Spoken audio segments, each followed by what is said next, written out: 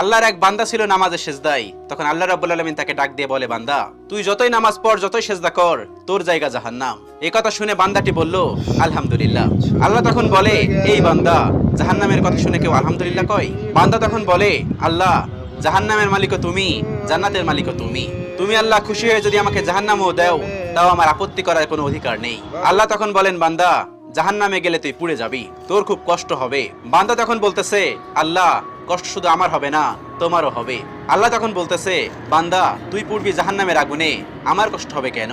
বান্দা তখন বলে, আল্লাহ, কোনো মায়ের কোল থেকে যদি কোনো বাচ্চা পানিতে পড়ে যায়, তাহলে কোনো মাই দূরে দাঁড়িয়ে থাকতে পারে না, দৌড়ে গিয়ে বাচ্চাকে কোলে নেয়। আমার বিশ্বাস ওই মায়ের চেয়ে কোটি কোটি গুণ দয়া তোমার বেশি। আমাকে জাহান্নাম দিলে তুমিও আল্লাহ শান্তি পাবে না। আল্লাহ তখন বলে, বান্দা, এই দলিল তুই কই পাইলি?